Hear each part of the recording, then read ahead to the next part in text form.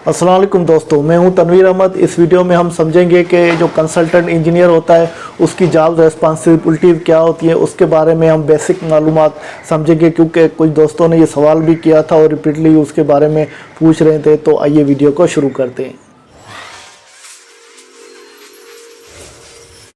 दोस्तों, बेसिकली जो consultant engineer होता है उसका रेस्पॉन्सिबिलिटी ये होती है, तो जो भी प्रोजेक्ट है उसको शुरू से ज़मीन से लेकर और जो बिल्डिंग कंस्ट्रक्ट और ये तैयार हो रही है, जो भी प्रोजेक्ट कंप्लीट हो रहा है, तो उसकी सारों की वो डिज़ाइनिंग, एस्टीमेशन, कंस्ट्रक्शन, फीजिबिलिटी, सारी चीज़ें करता है। बेसिकली वो कंसल्टेंट इंजीनियर कोई एक इंजीनियर नहीं होता। वो कंसल्टेंट इंजीनियर बेसिकली वो फर्म होती है या ऑर्गेनाइजेशन होती है या कंपनी होती है जिसमें मुख्तलिफ इंजीनियर्स जॉब कर रहे होते हैं और हर इंजीनियर की रेस्पॉन्सिबिलिटी मुख्तलिफ होती है। फॉर एग्जांपल, वो HVAC का इंजीनियर है तो वो HVAC को डिज़ाइन करेगा, डिज़ाइन HVAC कंसल्टेंट इंजीनियर कहलाएगा। अगर वो साइट इंजीनियर है कंसल्टेंट का तो वो HVAC कंसल्टेंट साइट इंजीनियर कहलाएगा। इसी तरह से मैकेनिकल का है तो वो कंसल्टेंट इंजीनियर मैकेनिकल का कहलाएगा। इलेक्ट्रिकल का है तो कंसल्टेंट इंजीनियर इलेक्ट्रिकल का। अगर सिविल का है तो वो कंसल्टेंट इंजीनियर सिविल का। अगर आर्किटेक्चर का है तो वो आर्किटेक्चर का कहलाएगा। इस तरह से जो भी प्लम्बिंग का इंजीनियर है कंसल्टेंट इंजीनियर तो वो प्लम्बिंग का कहलाएगा। तो वो मुख्तलिफ इंजीनियरों की एक ऑर्गेनाइजेशन होती है जो मुख्तलिफ इंजीनियर्स मुख्तलिफ वो प्रोसेस कर रहे होते हैं, तो फिर हर किसी का रोल सेपरेट हो जाता है। For example, HVAC site engineer की क्या रेस्पॉन्सिबिलिटी है जो कंसल्टेंट का है, वो ऑलरेडी मैंने वीडियो बनाई हुई है। अगर कंसल्टेंट मेंटेनेंस का काम करता है तो उसकी भी मैंने वीडियो बनाई हुई है।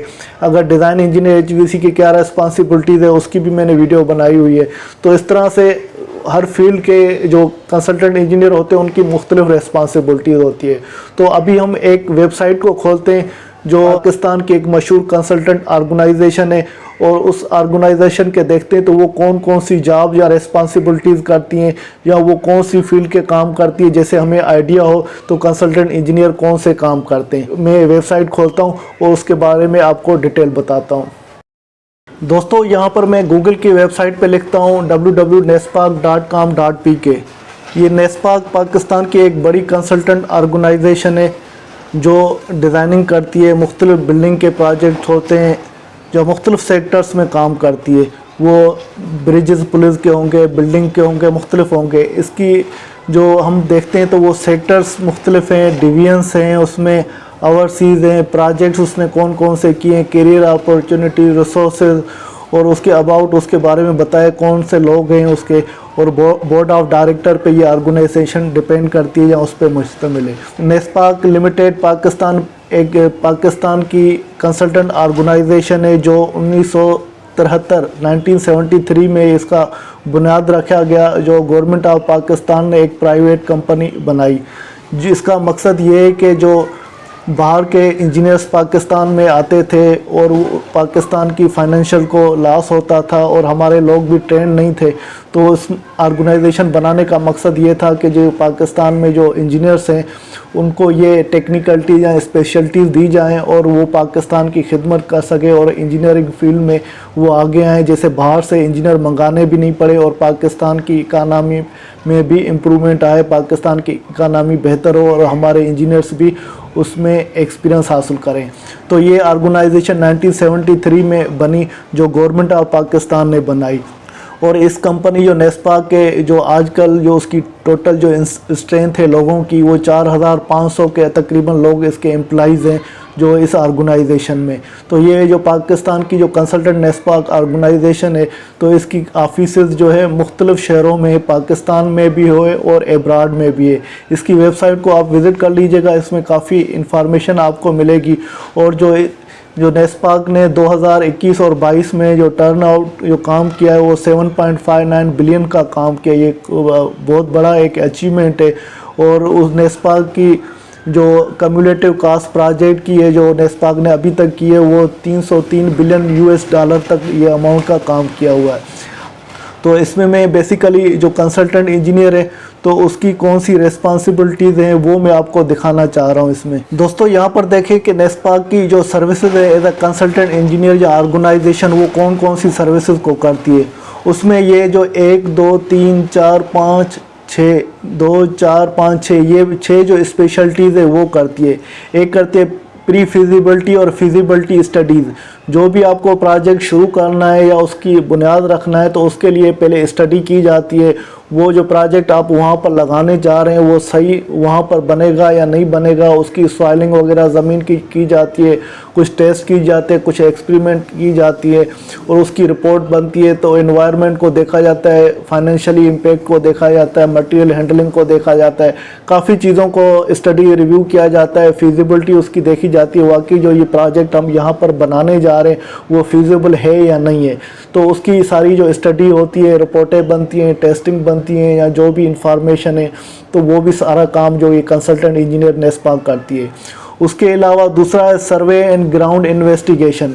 तो जो भी अगर प्रोजेक्ट आप करना चाह रहे हैं, रोड का है, बिल्डिंग का है या डेमो का है, एयरपोर्ट्स का है, काफ़ी ये नेस्पाक एक पाकिस्तान की बड़ी कंसल्टेंट है जो मुख्तलिफ प्रोजेक्ट करती है। तो प्रोजेक्ट जब शुरू होता है या अवार्ड होता है उसकी सर्वेइंग की जाती है, वो ज़मीन को उसके लेवल चेक किए जाते हैं, उसमें जो भी रिक्वायरमेंट है वो चेक की जाती है जो सर्वेयर के हिसाब से बेहतर होती है, क्योंकि ये सर्वेइंग की फील्ड जो है सिविल की फील्ड है तो वो सिविल के इंजीनियर बेहतर समझते हैं, मगर आपको बेसिक कॉन्सेप्ट देने का ये मकसद है। तो सर्वे की जाती है, सर्वे के हिसाब से ज़मीन के लेवल किए जाते हैं, जो बेसिक जो इंजीनियरिंग की रिक्वायरमेंट है, जो भी आप प्रोजेक्ट करना चाह रहे हैं तो उसमें भी काफ़ी एक बड़ी जॉब है, उसमें वर्किंग करनी पड़ती है, उस सर्वे के हिसाब से ड्राइंग बनानी पड़ती है, फिर उस हिसाब से आप जो भी प्रोजेक्ट करना चाहते हैं वो प्रोजेक्ट करते हैं।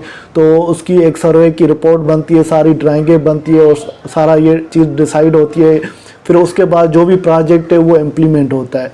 तो ये सर्वे और ग्राउंड इन्वेस्टिगेशन का भी कंसल्टेंट इंजीनियर जो है वो काम करती है। और दूसरा ये प्लानिंग और डिज़ाइनिंग, कोई भी प्रोजेक्ट आप शुरू करना जा रहे हैं तो उसकी प्लानिंग करनी होती है। जैसे HVAC इंजीनियर को कोई काम मिला हुआ है या सिविल को काम मिला हुआ है, किसका मिला हुआ है, बिल्डिंग का मिला हुआ है, रोड का, एयरपोर्ट का, डैम का या मुख्तलिफ इंडस्ट्रीज़ का काम मिला हुआ है, तो काम करने से पहले उसकी प्लानिंग की जाती है। प्लानिंग में सारे डॉक्यूमेंट बनाए जाते हैं, विजिट की जाती है, चेक की जाती है। तो वो प्लानिंग करने के लिए पहले प्लानिंग की जाती है, फिर उसके बाद डिज़ाइनिंग की जाती है, क्योंकि काम अवार्ड होता है। डिज़ाइनिंग के लिए वो सारी चीज़ें कैलकुलेशंस करनी पड़ती है, वो चीज़ को civil, architecture, electrical, mechanical, civil सारे मिलकर वो उसकी डिज़ाइनिंग करते हैं। जो भी रिक्वायरमेंट है कॉन्टेक्चुअली पॉइंट ऑफ व्यू से या फिज़िकल पॉइंट ऑफ व्यू से वो सारी पूरी करते हैं, और जो भी डॉक्यूमेंट उसके डिज़ाइनिंग के लिए चाहिए होते हैं वो सारे इसमें मुकम्मल किए जाते हैं डिज़ाइनिंग पॉइंट ऑफ व्यू से। फिर वो जो प्रोजेक्ट है उसको आप शुरू कर सकें, उसको स्टार्ट कर सकें। तो इसमें ये प्लानिंग भी करती है और डिज़ाइनिंग भी करते हैं। क्या करता है ये कंसल्टेंट इंजीनियर की ये रिस्पॉन्सिबिलिटीज़ है। और दूसरा है टेंडर और कॉन्ट्रैक्ट डॉक्यूमेंट, क्योंकि कोई भी प्रोजेक्ट आपको फ्लोट करना है या शुरू करना है या स्टार्ट करना है तो उसकी डॉक्यूमेंटेशन होती है। तो वो गवर्नमेंट के रूल्स होते हैं, पेपरा के रूल्स होते हैं या फिडेक्स के रूल के मुताबिक वो सारे डॉक्यूमेंट बनाए जाते हैं जो इंटरनेशनल स्टैंडर्ड के हिसाब से होते हैं। तो वो टेंडर डॉक्यूमेंट बनते हैं। टेंडर डॉक्यूमेंट भी वो स्पेशल जॉब होती है जिसमें सारे डॉक्यूमेंट जो कॉन्ट्रैक्ट पॉइंट ऑफ व्यू से वो बनाने होते हैं प्रोजेक्ट चलाने के लिए, प्रोजेक्ट शुरू करने के लिए। तो वो टेंडर और कंस्ट्रक्शन डॉक्यूमेंट का भी काम ये नेस्पाक जो कंसल्टेंट इंजीनियर है वो करती है। और उसके बाद कंस्ट्रक्शन सुपरविजन और कॉन्ट्रैक्ट मैनेजमेंट का भी काम करती है। कंस्ट्रक्शन सुपरविजन का मतलब है जो भी प्रोजेक्ट आपका चल रहा है तो वो प्रोजेक्ट एग्जीक्यूट हो रहा है तो कॉन्ट्रैक्टर काम करता है तो उसके ऊपर सुपरविजन की जाती है। सुपरविजन उसको लुक आफ्टर किया जाता है, जो डिज़ाइन हुई है, जो ड्राइंग बनी हुई है, BO की स्पेसिफिकेशन, जो भी टेक्निकल्स मैटर्स के हिसाब से ये सारा प्रोजेक्ट डिज़ाइन हुआ है तो वो काम उसके हिसाब से इम्प्लीमेंट करवाना होता है। तो वो सुपरविजन कहलाती है। वो इम्प्लीमेंट काम करवाएंगे, उसकी बिलिंग भी होती है, मीटिंग्स भी होती है, कोऑर्डिनेशन भी होती है, एक बड़ी जॉब होती है सुपरविजन।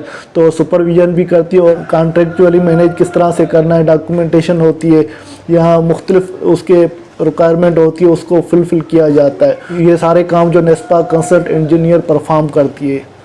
और इसके अलावा है पोस्ट कंस्ट्रक्शन सर्विसेज।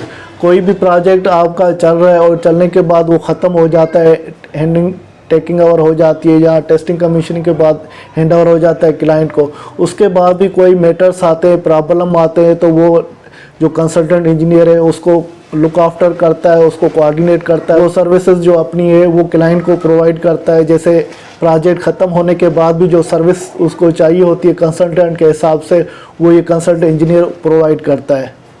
दोस्तों ये जो नेस्पाक की वेबसाइट है, इसकी मदद से आपको समझ गए होंगे तो कंसल्टेंट इंजीनियर की कौन सी सर्विसेज होती है, कौन सी जॉब्स होती है। इसी तरह मुख्तलिफ जो कंसल्टेंट इंजीनियर होते हैं वो अपनी जॉब्स परफॉर्म करते हैं। कुछ कंसल्टेंट इंजीनियर होते हैं वो सिर्फ HVAC का जॉब कर रहे होते हैं, कुछ कंसल्टेंट इंजीनियर होते हैं वो इलेक्ट्रिकल का जॉब कर रहे होते हैं, कुछ कंसल्टेंट इंजीनियर आर्किटेक्चर का, कुछ सिविल का। मगर नेस्पाक जो कंसल्टेंट इंजीनियर है सारी स्पेशलिटीज़ का काम कर रही होती है। उनके पास जो इंजीनियर है सारे स्पेशलिटीज़ के इंजीनियर हैं। तो इस तरह से आप मुख्तलिफ कंसल्टेंट मुख्तलिफ जॉब्स कर रही होती हैं।